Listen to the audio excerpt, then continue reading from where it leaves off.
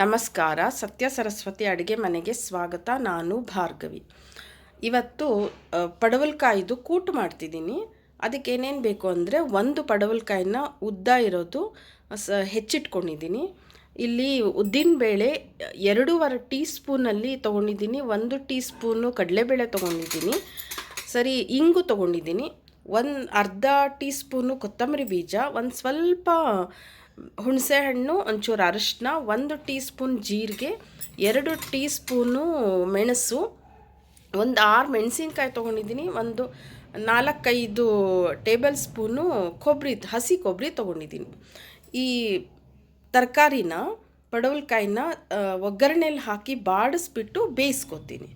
ಇದೆಲ್ಲ ಹುರ್ಕೋತೀನಿ. ಇವಾಗ ನೋಡಿ, ಇದು ಒಂದು ದಪ್ಪಕ್ಕಿರೋ ಒಂದು ಬಾಣಲೆ ಇಟ್ಟಿದ್ದೀನಿ.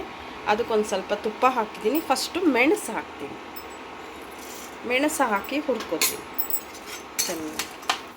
ನೋಡಿ, ಇವಾಗ ಇದು ಮೆಣಸಾಯಿತು. ಕಮ್ಮಿ ಉರಿನಲ್ಲೇ ಇಟ್ಕೊಂಡಿದ್ದೀನಿ. ಸರಿ, ಮೆಣಸಿನ್ಕಾಯಿ ಹಾಕ್ತೀನಿ. ಇದೊಂದು ಸ್ವಲ್ಪ ಆಡಿಸ್ತೀನಿ. ಒಂದಾದ್ಮೇಲೆ ಒಂದು ಹಾಕ್ತಾ ಹೋಗ್ತೀನಿ. ಈಗ ನೋಡಿ, ಮೆಣಸಿನ್ಕಾಯಿ ಆಗಿದೆ, ಮೆಣಸು ಆಗಿದೆ. ಇದನ್ನು ಬೇರೆ ಇದಕ್ಕೆ ತೆಕ್ಕೋತೀನಿ. ಈಗ ಕಡಲೆಬೇಳೆ, ಇಂಗು, ಉದ್ದಿನಬೇಳೆ ಹಾಕ್ತೀನಿ. ಇವಾಗ ಇರೋದೇ ಸಾಕು, ಅದರಲ್ಲಿ ತುಪ್ಪ ಇರೋದೇ ಸಾಕು, ಇನ್ನೇನು ಎಕ್ಸ್ಟ್ರಾ ಹಾಕೋದು ಬೇಕಿಲ್ಲ. ಇದನ್ನು ಸಣ್ಣೂರಿನಲ್ಲೇ ಘಮ್ ಅನ್ನೋ ಥರ ಹುರಿಬೇಕು ಚೆನ್ನಾಗಿ. ನೋಡಿ, ಉದ್ದಿನಬೇಳೆ ಕಡಲೆಬೇಳೆ ಆಯಿತು. ಇವಾಗ ಕೊತ್ತಂಬರಿ ಬೀಜ ಹಾಕ್ತೀನಿ, ಜೀರಿಗೆ ಹಾಕ್ತೀನಿ, ಹಾಕಿ ಬಾಡಿಸ್ತೀನಿ ಚೆನ್ನಾಗಿ. ಸಣ್ಣೂರಿನಲ್ಲೇ ಹುರ್ಕೋಬೇಕು, ಆವಾಗಲೇ ನಿಮಗೆ ಘಮ್ ಅಂತ ತುಂಬ ಚೆನ್ನಾಗಿದಾಗುತ್ತೆ. ಇವಾಗ ಸ್ಟವ್ ಆಫ್ ಮಾಡಿಬಿಡ್ತೀನಿ.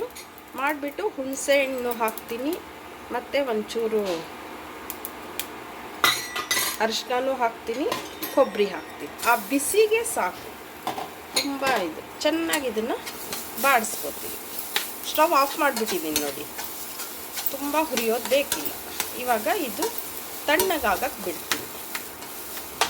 ನೋಡಿ, ಹುರಿದಿರೋದೆಲ್ಲ ಆರಕ್ಕೆ ಬಿಟ್ಟಿದ್ದೀನಿ. ಇದು ಆರಿದ್ಮೇಲೆ ನಾನು ಮಿಕ್ಸಿಗೆ ಹಾಕ್ಕೊತೀನಿ. ಎಲ್ಲ ಹುರ್ಕೊಂಡಿದ್ನಲ್ಲ, ಅದನ್ನು ನಾನಿವಾಗ ಒಂದು ಸ್ವಲ್ಪ ನೀರು ಹಾಕಿ ಮಿಕ್ಸಿಗೆ ಹಾಕೋ. ನೋಡಿ, ಇವಾಗ ಇದನ್ನು ಮಿಕ್ಸಿಗೆ ಹಾಕ್ಕೊಳ್ತೀನಿ. ಇವಾಗ ಬೇಯಿಸ್ಕೊಂಡಿದ್ನಲ್ಲ ಪಡವಲಕಾಯಿ ಒಗ್ಗರಣೆಗೆ ಹಾಕಿದ್ದು, ಇವಾಗ ಈ ರುಬ್ಬಿರೋದನ್ನು ಹಾಕ್ತೀವಿ. ನೋಡಿ, ಇದಕ್ಕೊಂದು ಸ್ವಲ್ಪ ನೀರು ಹಾಕಿ ಮಿಕ್ಸಿಗೆ ಇದನ್ನು ಹಾಕಿ ಚೆನ್ನಾಗಿ ಕುದಿಸ್ತೀನಿ. ಕುದಿಬೇಕು ಇದನ್ನು. ನೋಡಿ, ಕುದೀತಿದೆ. ಈ ಕುದಿಯೋ ಟೈಮಲ್ಲಿ ಉಪ್ಪು ಹಾಕ್ತೀನಿ. ನಾನು ಮೊದಲೇ ಉಪ್ಪು ಹಾಕಲ್ಲ. ನೋಡಿ, ರುಚಿಗೆ ತಕ್ಕಷ್ಟು ಉಪ್ಪು ಹಾಕಿ ಇದೊಂದು ಸ್ವಲ್ಪ ಕುದ್ದೊಂದು ಒಗ್ಗರಣೆ ಹಾಕ್ಬಿಟ್ರೆ ಕೂಟ್ ರೆಡಿ ಆಗುತ್ತೆ. ಇಲ್ಲಿ ಇಂಗು, ಸಾಸಿವೆ, ಕರಿಬೇವು ಒಗ್ಗರಣೆ ಹಾಕ್ಕೊಳ್ತಿದ್ದೀನಿ. ಇದಾಯಿತು. ಇದು ಚೆನ್ನಾಗಿ ಕುದ್ದಿದೆ. ಇದನ್ನು ಸ್ಟವ್ ಆಫ್ ಮಾಡ್ತೀನಿ. ಇದಕ್ಕೆ ಒಗ್ಗರಣೆ ಹಾಕ್ತೀನಿ.